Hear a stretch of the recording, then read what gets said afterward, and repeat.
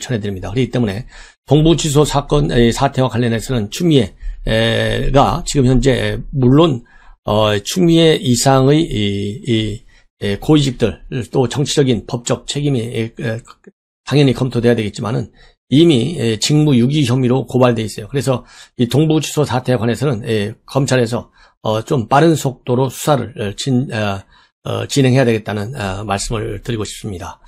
그리고 이 코로나 사태와 관련해서 이낙연 대표가 최근에 이익공유제라는 개념을 꺼내들었어요.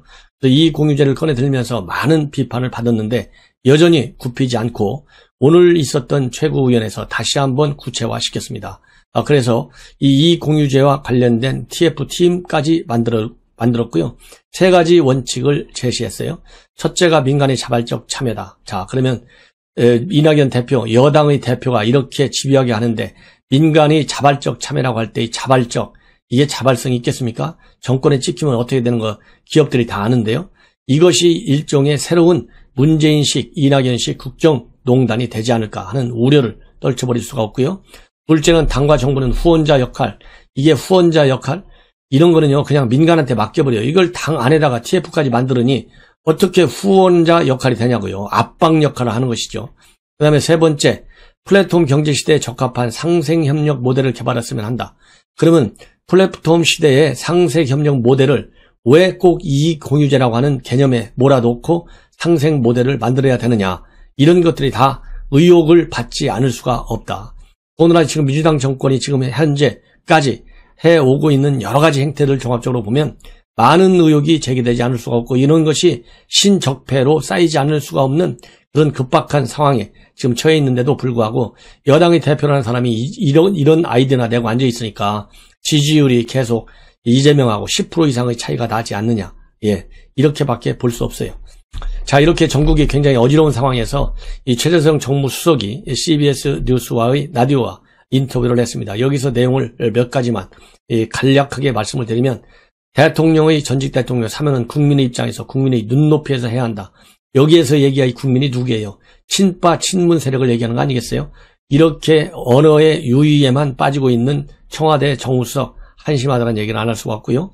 그 다음에 또 하나 이 온라인 이 회담을 제의한 거와 관련해서는 여전히 청와대는 많은 관심을 갖고 있다. 그리고 현재는 미국에서 새로운 바이든 정부가 출범하기 때문에 여러 가지로 분기점에 있지만은 비대면이든 어떤 방식이든 정상회담을 통해서 새로운 전기를 마련하겠다는 강력한 의지는 갖고 있다. 이렇게 밝히고 있습니다. 그리고 이 김종인 비대위원장과 문재인 대통령 간의 영수회담과 관련해서는 뒤로 문을 열어놓고 타진을 하고 있고 김종인 비대위원장이 의사만 보이면 언제든지 진행시킬 수 있다. 그리고 여야정 상설협의체 복원도 야당에 타진하고 있다. 그런데요, 영수회담을 100번 한들 무슨 의미가 있어요? 실효성 있는 영수회담이 되지 않는 모양만 갖추는 영수회담에 대해서는 저는 강력히 반대한다. 대화의 진실성도 중요하지만은요, 대화를 하고 나면 대화에서 야권이 요구하고 있는 내용 10가지를 요구한다면 그 중에 하나라도 제대로 실행할 수 있는 의지와 능력, 그리고 준비가 돼 있을 때 영수회담은 의미가 있는 것이지, 가서 밥 한 끼 먹고 오고 주로 얘기만 많이 듣고 온다거나 또 얘기 아무리 많이 하고 와도 뭐예요? 잘 들었습니다. 감사합니다. 참고할게요. 해놓고서 참고하는 게 뭐 있어요? 이런 회담은 아무 필요가 없다. 더군다나 지금 선거 두세 달밖에 남지 않은 국면에서 청와대가 영수회담을 가지고 왜 뒤로 얘기합니까? 앞에다 대놓고 그야말로 언론을 통해서 다 공개적으로 투명하게 얘기해야지. 무슨 꼼수를 부리는지 우리 국민이 모르잖아요. 이것은 선거를 앞두고 협치가 없다. 소통이 안 된다. 이런 비판 여론을 잠재우기 위해서 지금 꼼수로 영수회담을 하는 것 같은 생각이 들어요. 그래서 여기에 정치 9단 10단인 김종인 비대위원장 말리지 않기를 저는 바람하지 않습니다. 그리고 오늘 오전에 나경원 전 국민의힘 의원 서울시장 보선 출마를 공식적으로 선언했고요. 안철수 당대표는 오늘 오전에 반기문 사무총장을 만나서 지지를 지금 확보하고 있다는 뉴스가 나와 있습니다. 그리고 이 국민의힘에서는요, 지금 현재 안철수에 그만 매달리자, 이 콩가루 같은 집안이다, 이렇게 김종인 비대위원장이 한마디를 한 이후에 이 자강론이 힘을 받고 있는 그런 분위기로 지금 바뀌고 있다고 하는데요. 이런 국민의힘도 참 한심하다는 생각이 들어요.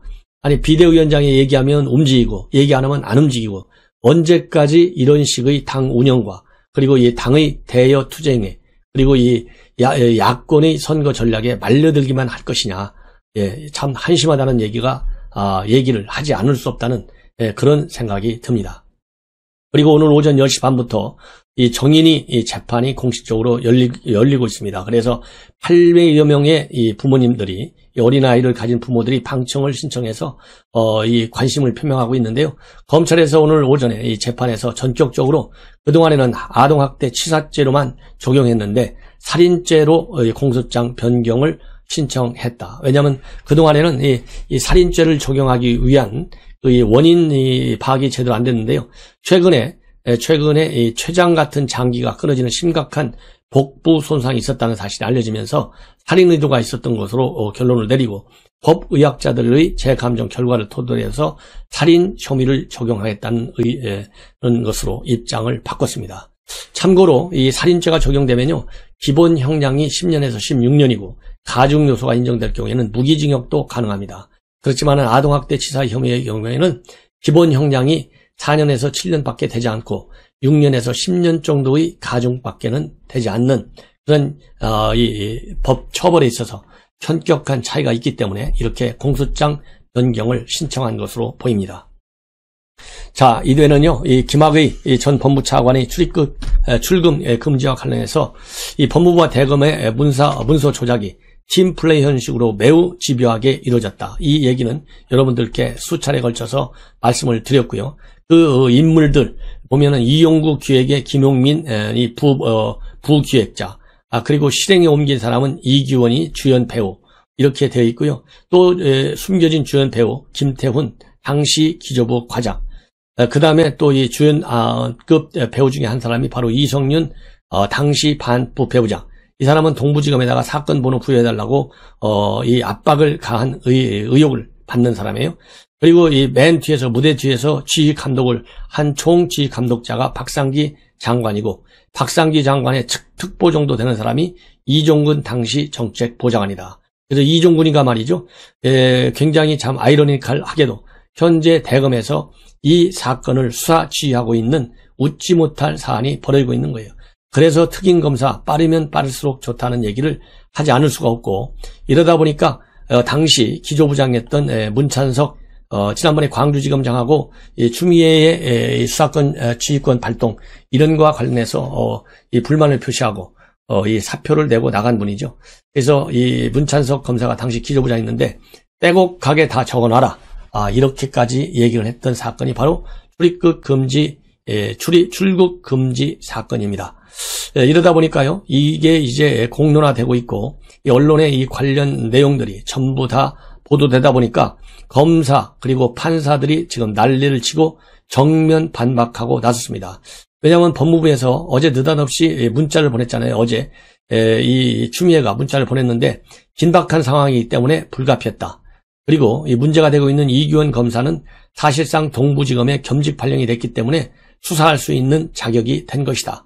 이렇게 입장을 발표했어요. 이거 말이 안 되는 거다. 누가 보더라도 말이 안 되는 것 맞지 않습니까? 절차적 하자가 민주국가에서 얼마나 중요한데요. 그게 바로 미란다 원칙 같은 것이 뭡니까? 절차 원칙을, 절차적 정당성을 제대로 갖추라는 게 미란다 원칙 아니에요? 미국 같은 데서 미란다 원칙이 나오게 된 것이 절차적 하자 때문에 대법원에서 무죄 판결이 난 거지 않습니까? 그 정도로. 그 정도로 이 절차적, 이 민주성, 그리고 이 합법성이 굉장히 중요해요. 그런데 긴박하다고 해서 불법이 불가피했다. 이게 말이나 되냐고요. 말이 안 되잖아요. 그러다 보니까 정유미 부천지청에 있는 인권감독관 부장검사입니다. 이 정유미 검사가 오늘 이 페북에 글을 올렸어요. 이 정유미 부장검사도 굉장히 강골인 것 같아요. 정의파 검사예요. 검사들은 인권을 침해할 수 있는 수사활동에 대해서는 매우 엄격하게 판단한다. 그 인권이 설령 때려 죽여도 시원찮을 인간들의 인권이라 해도 마찬가지다. 그리고 임시 번호 뒤에 정식 번호가 수사 관행이다. 이렇게 법무부가 해명하고 있는 데 대해서 도대체 어떤 인간이 이런 말도 안 되는 소리를 씨부리는 것인지 궁금해 미치겠다. 적어도 내가 검찰에 몸담고 있던 20년간에는 그런 관행 같은 건 있지도 않고 그런 짓을 했다가 적발되면 검사 생명이 끝장난다. 이렇게 지금 페북에 글을 올리고 있습니다. 그러면서 언론에 나온 것이 사실이라면 명백한 불법 행위인데 관행운운하며 물타기 하는 것도 어처구니가 없고 일부 검사 같지도 않은 것들이 불법을 저질러 놓고 다른 검사들까지 도매금으로 끌어들이는 것도 기가 차다. 요렇게까지 지금 현재 비판의 수위를 높이고 있습니다. 그러면서 한 예를 하고 있어요. 2015년도 부산지검에서 근무하던 검사가 고소장을 분실해가지고 위조한 사건이 있는데 그때 이 위조하게 된 것은 같은 사건으로 반복된 고소건이에요. 그래서 다른 고소장 표지를 복사해서 갖다 붙였어요. 근데 그게 들통났어요. 들통나니까 공문서를 조작해서 들통난 적이 있는데 공문서를 조작해서 출금을 해놓고 관행이나 우긴다. 내 불법은 관행이고 네 불법은 범죄냐. 이렇게 강력히 직격탄을 날리고 있습니다. 그래서 이러한 이 출금 과정에서 저질러진 절차 위반이 관행이라고 하는 것은 새빨간 거짓말이다. 이렇게 해서 물타기 하는 추미애 강공을 하고 있고요. 이렇게 검사만 강공하는 것이 아니라 판사도 또 입장을 발표하고 있습니다. 여러분들 종종 등장하는 인물이죠. 김태규 부산지법 부장판사가 마찬가지로 페북에 이번 출금 조치에 관해서 이 적법 절차가 무시됐다. 강력히 규탄하고 있습니다. 그래서 적법 절차와 야만 그리고 선택이라는 이런 제목 하에 글을 썼습니다. 그러면서 이 미란다 원칙을 설명하고 있어요. 63년 21세의 미란다라는 청년이 18세 소녀를 강간한 것을 이유로 중형을 선고받고 주 대법원에서 유죄로 유지됐지만 연방 대법원은 주 대법원의 판결에 대해 진술 거부권이 고도되지 않았다. 이 이유로 파기되었다고 합니다. 그래서 모든 수사기관은 미란다 원칙을 고지하지 않으면 적법 절차의 위반을 이유로 해서 그 자백을 쓸 수 없다. 이렇게 주장하고 있어요. 그래서 적법 절차가 지켜지지 않으면 법치주의라고 하는 것은 있을 수가 없다. 그것은 마치 종이배로 대양을 건너겠다는 것과 마찬가지다. 아무리 실체적 진실이 중요해도 아무리 형사처벌의 필요성이 절박해도 적법 절차 원칙을 무시하고 사법 시스템이 정상적으로 작동할 수 없다라고 강력히 주장을 하고 있습니다. 그러면서 검사가 조작된 출금 서류로 출국을 막았다는 기사를 보는 순간 머릿속에 명멸하는 한 단어는 미친 짓이다 이렇게 얘기를 하고 있어요. 그러면서 불법 출금에 대해서 공정하게 구성된 수사 주체에 의한 엄중한 수사가 이루어져야 한다. 여전히 진실이 아니기를 바란다. 이것은 몇몇 검사의 일탈이 아니고 대한민국 사법 시스템에 대한 본질적 공격이다. 이렇게 정의를 내리고 있습니다. 그러면서 여기서 한 발만 더 나가면 기한 지난 대상이 바뀐 서명이 없는 그런 영장으로 체포되고 구속하고 압수하게 된다. 나쁜 놈 잡는데 그깟 서류나 영장이 뭔 대수냐. 고문이라도 못할까라고 말하는 이들이 있다면 그것은 그냥 야만 속에서 살겠다는 자백이다. 이렇게까지도 지금 현 정권의 추미애, 박상기, 조국 다 비슷한 사람들 아니겠어요? 추미애가 지금 이렇게 법무부 해명을 내놔갖고 난리가 났잖아요. 이러한 지금 이 환경에 처하고 있고 이러다 보니까 지금 민주당 위기에 빠져 있어요. 4월 재보궐선거, 내년 재선까지 빨간 신호등이 들어와 있는 것은 마찬가지다. 그러다 보니까 진보 원로로 활동했던 분들, 최장집 교수, 고려대 명예교수 아주 진보 원로 중에 한 사람이라는 거 다 아는 거 아니겠어요? 그 다음에 이 홍세화 전 진보신당 대표, 이런 사람들, 그 다음에 이 한상진 서울대 명예교수, 이런 사람들이 전부 등을 돌리고 있잖아요. 그리고 원로급에는 속하지 않지만 진보 진영에서 대표적으로 활동했던 강준만 전북대 교수, 신중권 교수, 그 다음에 권경애, 그 다음에 김경률 회계사, 이런 사람들이 요즘 전부 다 진보 진영에서 이탈해서 나오고 있다. 이래서 진보 진영의 말하자면 큰 틀이 지금 허물어지기 시작했다는 생각이 드는데요. 이런 거에 관련해서 우리 야권에서 제대로 이 진보파 인사들을 잘 도움을 받아가지고 정부 여당의 실정을 우리 국민들한테 알기 쉽고 그리고 진실성 있게 전달하는 노력도 더 강화시켜야 되겠다는 생각이 듭니다. 그리고 또 하나 이제 마지막으로 하나만 더 덧붙인다면요. 이 유시민이 여러분들 잘 아시잖아요. 작년 내내 그리고 2019년도 11월 말 12월 초쯤에 이 검찰이 자기 노무현재단 계좌를 거래 조작했다. 그런데도 이 거래 내역이 6개월이 지나면 다 통보가 올 것이다. 이렇게 자신만만하게 얘기했던 사람이 바로 유시민이에요. 그러면은 2019년도 11월 12월에 있으면 2020년 늦어도 6, 7월이면은 통보가 와야 되잖아요. 6개월이 지났으니까. 그런데 안 왔어요. 1년이 다 돼도 안 왔어요. 예. 그래서 이 유시민이가 2019년도 12월에 유튜브를 통해서 검찰이 11, 12월에 노무현 재단 은행 계좌를 들여다본 것을 확인했다. 제 개인 계좌도 다 들여봤을 것으로 짐작한다. 확인했다까지 얘기했어요. 내 지조사를 한 게 아닌가 싶다. 제 처의 계좌도 다 들여봤을 가능성이 농후하다. 내가 조국 수사에 대해 검찰 행위를 비판해 왔는데 검찰을 비판하는 개인에 대해서 불법적 사찰을 하고 검찰이요 이래도 되는 것이냐. 이렇게까지 이 검찰을 비판했습니다. 예.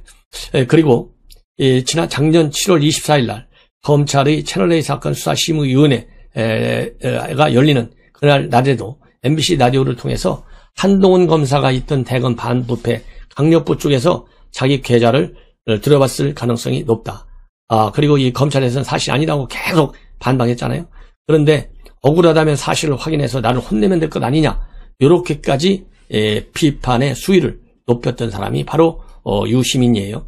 그런데 유시민이가 지금 현재 이제 1년이 지났잖아요. 1년이 지났는데도 아직도 여기에 관해서 말을 안 하고 있어요. 그래서 진보 중에서 거짓말 했냐라는 비판과 관련해서 아직 아무런 입장을 내놓지 않고 오히려 지난달 25일 유튜브에서 강력한 부동산 대책이 나왔으면 좋겠다. 이렇게 엉뚱한 얘기만 하고 있고 이 검찰의 재단 계좌 거래대행조에 대해서는 아무 말도 하지 않고 있습니다. 그러다 보니까 이 진보 진영에서 살아있는 양심적 활동을 하고 있는 이 김경률 회계사, 진중권 교수 이런 사람들이 이 조회 여부를 빨리 밝혀라. 사실이 아니면 허위 주장을 통해서 이 조국과 같은 이 살아있는 권력 수사를 흔든 것밖에 되지 않느냐. 그리고 이 조국 흑수 저장했던 서민 단국대 교수도 최근에 SNS를 통해서 한때 명민한 지식인이었던 유시민이 계좌 추적에 관해서 허위 사실을 퍼뜨리고 침묵으로 일관하고 있다. 그래서 이런 것을 강력히 비판하고 있습니다. 그리고 진중권 교수도 최근에 언론 기고문을 통해서 이 유시민의 말은 검찰이 자신과 노무현 재단에 대한 수사로 4.15 총선에서 야당의 압승을 이끌어내 대통령을 탄핵하려 했다는 허황한 음모론의 토대가 되어주었다. 이렇게 비판하면서 그 거짓말 때문에 유능한 엘리트 검사는 한직으로 자초되는 수모를 겪었다. 이게 바로 한동훈 검사잖아요. 응답하라 유시민, 금융기관으로부터 통반을 받았는가? 이렇게 강력히 비판하고 있는 상황인데요. 이거 윤석열 총장 겁날 게 뭐가 있어요? 이번 북한의 급변 사태. 자, 김정은이 총비서가 되면서 함께 이 지위가 상승할 것으로 박지원 국정원장이 예상했던 김여정이 강등됐습니다.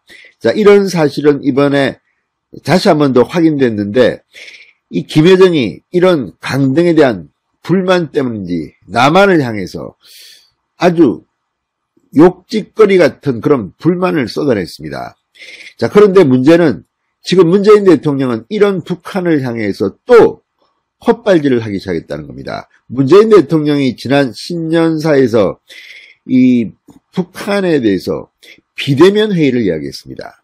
자, 김정은과의 남북 정상회담에 대한 미련이 아직도 남아있는 것 같습니다. 김정은은 그 이전으로 돌아갔다고 분명히 선언하고 이제 비핵화는 입에 꺼내지도 않습니다.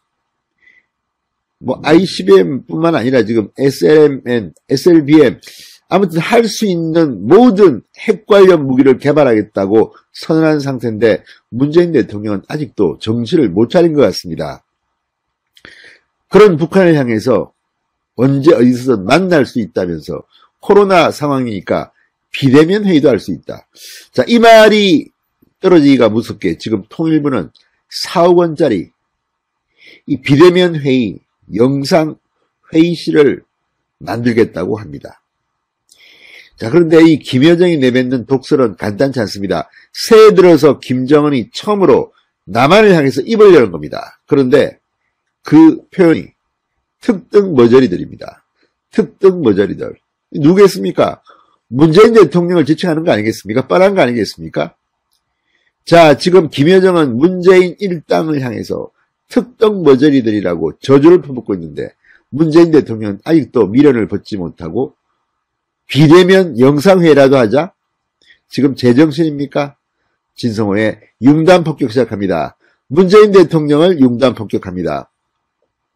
방송에 앞서 아직 진성호 방송에 구독자가 아니신 분들은 붉은색 구독 버튼 눌러주십시오. 더 좋은 방송으로 보답하겠습니다. 자, 지금 북한 김여정 아주 화가 났는지 또다시 특유의 독설을 퍼부었습니다. 지난해에도 청와대를 향해서 저주를 퍼부었던 김여정이 이번에 또 새해를 맞아서 본인이 강등되기가 무섭게 이런 말을 했다는 것이 특이합니다. 자, 강등은 돼서도 발언권은 여전한 것으로 보입니다. 자, 북한 김정은 여동생 김여정이가 담화를 내놨습니다. 당대회 기념 열병식을 정밀 추적했다는 남측을 향해 특등 머저리들이라고 비판했습니다. 자, 김여정의 당 직책은 종전 당 제1부부장에서 그냥 부부장으로 강등된 것이 확인됐습니다. 그리고 정치국 후보위원으로부터도 탈락했습니다. 자, 김여정은 12일 담화에서 남조선 합동참모본부가 지난 10일 심야에 북이 열병식을 개최한 정황을 포착했다느니 정밀 추적 중이라느니 하는 휘떠운 소리를 내뱉은 것은 남조선 당국이 품고 있는 동족에 대한 적의적 시각에 대한 숨기 없는 표현이라 해야 할 것이다. 이렇게 밝혔다고 조선중앙통신이 오늘 전했습니다. 김여정은 남의 집 경축 행사에 대해 군사기관이 나서서 정황 포착이니 정밀 추적이니 하는 표현을 써가며 적대적 경각심을 표출하는 것은 유독 남조선밖에 없을 것이다. 그렇게도 할 일이 없어 남의 집 경축 행사를 정밀 추적하려 군사기관을 내세우는가 이렇게 맹비난했습니다. 우리가 수도에서 그 누구를 겨냥해 군사연습을 한 것도 아니고 그 무엇을 날려보내려는 것도 아닌데 왜 그렇게 목을 길게 빼들고 남의 집안 동정을 살피느라 노고하는가. 하여튼 그 동네 사람들은 참으로 이해하기 힘든 기괴한 족속들이다. 기괴하답니다. 기괴한 족속들이다. 이게 대한민국을 향해 김여정이가 공식적으로 성명해서 한 말입니다. 이런데도 문재인 대통령은 창피하지 않습니까? 더 이상합니다. 문재인 대통령이 김여정보다도. 자, 그리고 또 협박입니다. 우리가 수도에서 그 누구를 겨냥해 군사연습을 한 것도 아니고 그 무엇을 날려보내려는 것도 아닌데 날려보낼 수 있다는 협박입니다. 자, 그러면서 김여정은 이렇게 말합니다. 세상 사람 웃길 짓만 골라 하는데 세계적으로 처신물이 골라 할 줄 모르는 데에서는 둘째로 가라면 섭섭해할 특등 머저리들이다. 문재인 대통령 아니겠습니까? 이 말은 문재인 대통령을 빼고 이 표현을 상상할 수 있겠습니까? 김여정이가 이렇게 표현한 이유가 다 있지 않겠습니까? 충분히 우리는 합리적인 의심을 가질 수밖에 없습니다. 세상 사람 웃길 짓만 골라 한다. 세계적으로 처신물이 골라 할 줄 모르는 데서는 둘째가라면 섭섭해할 특등 머저리들. 문재인 대통령과 청와대를 겨냥한 발언으로 보입니다만 아무튼 김여정이 진짜 가지고 놉니다. 기괴한 족속들이다. 특등 머저리들이다. 자, 김여정은 아마도 평양의 경축행사에 남보다 관심이 높다든가 그 또한 아니라면 우리의 열병식 행사만이도 두려워 떨리는 모양이다. 언제인가도 내가 말했지만 이런 것들도 꼭 후에는 계산이 돼야 할 것이다. 다 적고 있답니다. 계산하고 있답니다. 지금 이런 자들을 지금 우리가 상대하고 있는데 문재인 대통령이 신년사든 뭐든 하는 짓거리를 보면 정말 죄정신입니까 진짜 이 사람은? 자, 그리고 열병식 행사만이도 두려워 떨리는 모양이다. 문재인 대통령은 두려워 떨지 말고 대응을 해야 됩니다. 자, 오세훈 전 서울시장이 최근에 대한민국도 핵무기를 무장하는 것을 준비해야 한다는 말을 했습니다. 이건 우리가 먼저 선제 공격을 하자는 게 아닙니다. 최소한의 핵의 공포에서부터 해방되기 위해서는 우리도 이에 대응하는 뭔가가 있어야 합니다. 지금 대한민국 문재인 대통령은 북한의 시다발이 아니냐 이런 비판까지 받고 있습니다. 도대체 뭐 하는 짓입니까? 자, 김여정은 이번 담화를 당 중앙위원회 부부장 명의로 발표했습니다. 제1부부장에서 격이 떨어진 겁니다. 자, 이번 당대에서 정치적 위상이 크게 높아질 것이라고 박지원의 국정원은 예상했지만 다 틀렸습니다. 정치부 후보위원회에서도 탈락했습니다. 그리고 이번에는 당 직책마저도 제1부부장에서 부부장으로 강등된 것이 확인된 겁니다. 그럼에도 불구하고 김여정이 개인 명의로 문재인 들으라고 이런 비난 담화를 발표한 것은 아직까지도 힘은 남아있다는 것으로 보입니다. 무엇보다도 이번에 최선희를 포함해서 대남 공작을 해온 북한의 간부들이 강등됐습니다. 김정은도 알고 있는 겁니다. 이제 뭐 남한이고 미국이고 이제 다 끝났다. 나는 나의 공포의 핵무기 개발의 길을 가겠다. 자, 그러면 문재인 대통령도 좀 변해야 되는 거 아닙니까?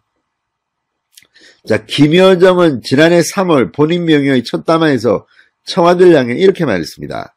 전능한 사고방식에 경악을 표한다. 겁먹은 개가 더 요란하게